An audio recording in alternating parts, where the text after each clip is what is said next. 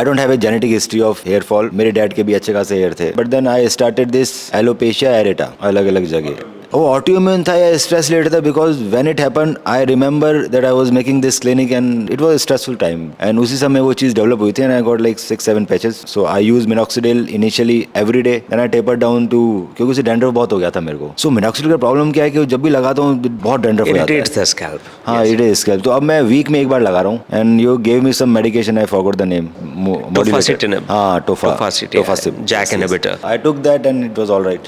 So that's a revolution in alopecia areata. Minoxidil is something which is very commonly used. Boys और girls दोनों use कर सकते हैं? हाँ, मिनॉक्सिडिल बॉयज और गर्ल्स दोनों यूज कर सकते हैं। पहला तो मिनॉक्सिडिल हेयर फॉल का ट्रीटमेंट नहीं है, हेयर थिनिंग का ट्रीटमेंट है। तो पैटर्न हेयर थिनिंग जैसे है, फीमेल्स में भी होती है, उनका पार्टीशन यहाँ का जो ब्रॉड होना शुरू हो जाता है, स्ट्रॉन्ग फैमिली हिस्ट्री होती है, वो यूज कर सकते हैं। बट फीमेल्स को थोड़ा सा केयरफुल रहना होता है। 5% फीमेल्स में गेट फेशियल हेयर ऑल्सो, चेहरे पे भी बाल आ सकते हैं। और is there is any association between a hairy baby syndrome and minoxidil के प्रेगनेंसी के आसपास नहीं लेना चाहिए? देखिए, चीज़ें बड़ी सेंसेशनलाइज करने वाली चीज़ है, लोग सेंसेशन फैलाने के लिए ऐसी चीज़ें कर देते हैं। कोई एविडेंस नहीं, कोई एविडेंस नहीं है। प्रेगनेंसी में मिनॉक्सिडिल यूज नहीं करते, कॉन्ट्राइंडिकेटेड है। प्रेगनेंसी से पहले यूज किया है तो प्रेगनेंसी से हेयरी बेबी तो नहीं हो सकता। और फादर का भी कोई ऐसा इम्पैक्ट नहीं आता अगर फादर मिनॉक्सिडिल यूज कर रहा है। कोई ऐसी रिकमेंडेशन नहीं है कि बेबी प्लानिंग से पहले फादर को भी रोकना होता है। ओके, ऐसा कुछ नहीं है? कुछ भी नहीं है, कुछ भी नहीं। So minoxidil is one of the like safest, if you can tolerate well then you can. Absolutely safest, most economical. कैसे यूज करना चाहिए? They have to use every day या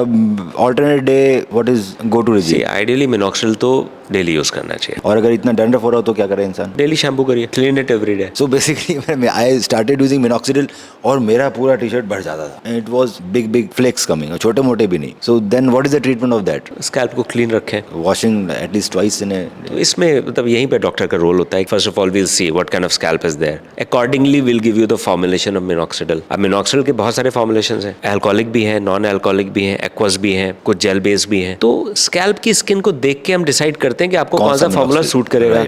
उसके अलावा देन वील सी कि आपके स्कैल्प का ऑयल सिक्रीशन कितना है, ऑयली स्कैल्प है, डैंड्रफ प्रोन है, स्कैल्प में इन्फ्लेमेशन तो नहीं है। अकॉर्डिंगली हम शैम्पू आपको रेकमेंड करेंगे। तो डर्मेटोलॉजी एक ऐसी ब्रांच है जिसमें चीजें आसान बहुत लगती हैं, लेकिन ये सबसे कॉम्प्लिकेटेड ब्रांच है क्योंकि इसमें डायग्नोसिस विजुअल है, आप देख के डायग्नोस कर सकते हो।